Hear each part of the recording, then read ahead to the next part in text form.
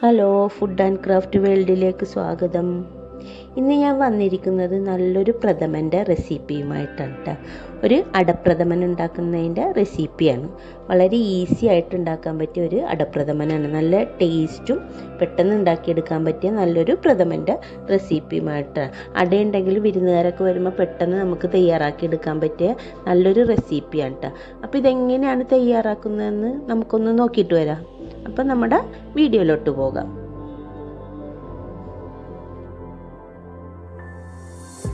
നമ്മളിവിടെ അടപ്രഥമൻ ഉണ്ടാക്കാനായിട്ട് ഞാനിവിടെ ഒരു 4 കപ്പ് വെള്ളം ഒഴിച്ചിട്ടുണ്ട്. അതൊന്ന് തിളച്ച് വരട്ടെ കേട്ടോ. വെള്ളം തിളക്കാറായിട്ടുണ്ട്. നമുക്ക് അതിനകത്തേക്ക് ഒരു ടേബിൾ സ്പൂൺ വെളിച്ചെണ്ണ ഒഴിച്ചു കൊടുക്കാം. നമ്മുടെ അട ഒട്ടിപ്പിടിക്കാണ്ടിരിക്കാനായിട്ടാണ് വെളിച്ചെണ്ണ ചേർക്കുന്നത്.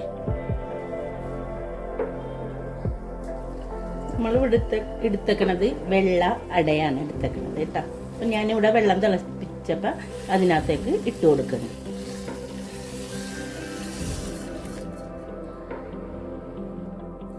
നല്ലതുപോലെ ഒന്ന് വെട്ടിത്തിളക്കട്ടെ കേട്ടോ.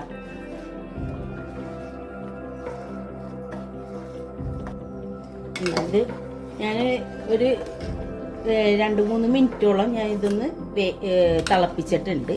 നമുക്കിതൊന്ന് മൂടി വെക്കാം. ഒന്ന് തണുത്ത് കഴിയുമ്പോൾ നമുക്കൊന്ന് ഒരു 2 പ്രാവശ്യം പച്ചവെള്ളത്തിൽ കഴുകിയിട്ട് ഊറ്റിയെടുക്കാം.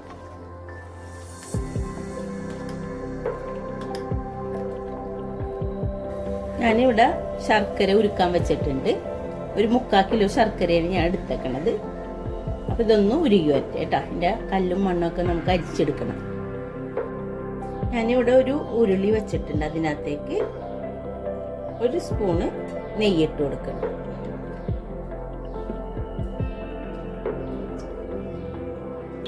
അതിനകത്തേക്ക് നമ്മുടെ ഉരുക്കിയ ശർക്കര ഒഴിച്ച് കൊടുക്കണം.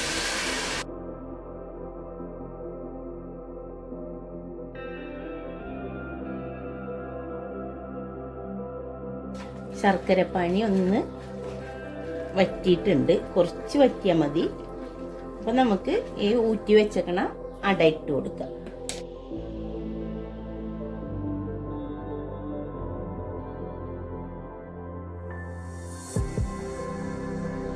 ഇതൊന്ന് നല്ലതുപോലെ ഒന്നുകൂടെ വറ്റി വരട്ടെ.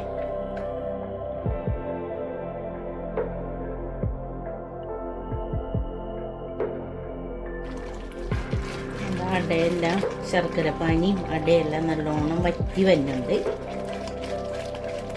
നല്ലതുപോലെ വറ്റട്ടെ കേട്ടോ. നമുക്ക് ഇതിനകത്തേക്ക് ഒരു സ്പൂൺ നെയ്യും കൂടെ ഇട്ട് കൊടുക്കാം. നെയ്യാണ് ഇതിന് മെയിനായിട്ട് വേണ്ടിയത്. ശർക്കര ആയതുകൊണ്ടിട്ട് നമ്മൾ ഇങ്ങനെ ഇളക്കിക്കൊണ്ടിരിക്കണം. അല്ലെങ്കിൽ അടി പെട്ടെന്ന് പിടിക്കും. ഇങ്ങനെ നമ്മൾ ലൂസാണെങ്കിലും അടി ശർക്കര ആയതുകൊണ്ടിട്ട് അടി പെട്ടെന്ന് പിടിക്കും, കരിഞ്ഞു പോകും. അപ്പോൾ അതിൻ്റെ ടേസ്റ്റിന് വ്യത്യാസം വരും. കൈ എടുക്കാണ്ട് ഇളക്കിക്കൊണ്ടിരിക്കുക.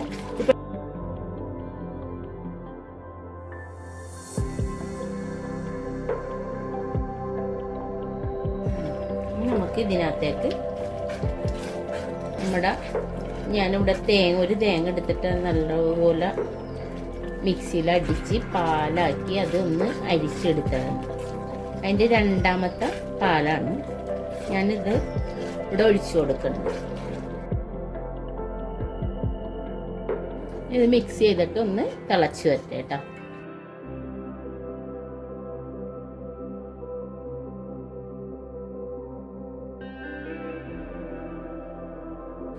നമുക്ക് ഫസ്റ്റ് പാൽ ഒഴിച്ചു കൊടുക്കാം.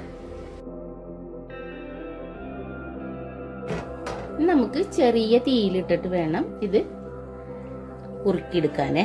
നമുക്ക് ആവശ്യത്തിനുള്ള ഒരുപാട് നേരം വരെയും വെക്കണ്ട.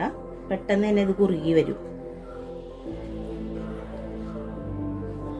ഇതിനകത്തേക്ക് നമുക്കൊരു 3-4 ഏലക്ക പൊടിച്ചത് ഇട്ട് കൊടുക്കാം.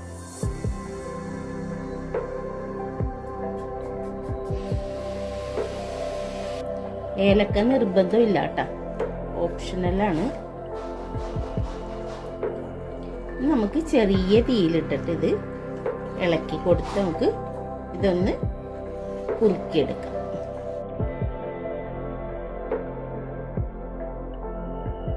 നമ്മുടെ അടപ്രഥമൻ ഇത്രയും കുറുകിയാൽ മതി കേട്ടോ.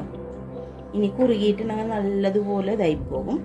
ഇത്രയും മതി. ചൂടാറുമ്പോൾ ഒന്നുകൂടെ കുറുകി വരും. ഇത് കറക്റ്റ് ഇതാണ്. അപ്പം നമുക്ക് ഇതിൻ്റെ തീ ഓഫാക്കാം. ഞാൻ ഇവിടെ കുറച്ച് കശുവണ്ടി താളിച്ച് ഒഴിക്കുന്നുണ്ട്. അത് ഓപ്ഷണലാണ്, നിർബന്ധമില്ല. വേണമെന്നുണ്ടെങ്കിൽ മതി. ഇങ്ങനെ തന്നെ ഇത് കുടിക്കാൻ നല്ല ടേസ്റ്റിയാണ്. ഞാൻ കുറച്ച് കശുവണ്ടിയൊക്കെ നെയ്യിൽ വറുത്തിടുന്നുണ്ട്. അപ്പം നമുക്കിതൊന്ന് ഇറക്കി വെക്കാം. ഞാനിവിടെ ഒരു ചീനച്ചട്ടി വെച്ചിട്ടുണ്ട്. അതിനകത്തേക്ക് ഒരു 2 ടീസ്പൂണ് ഇവിടെ നെയ്യിട്ട് കൊടുക്കുന്നുണ്ട്. ഒന്ന് ചൂടായി വരട്ടെ കേട്ടോ. ചൂടായി വരുമ്പോൾ നമുക്ക് കുറച്ച് കശുവണ്ടി ഇട്ട് കൊടുക്കാം.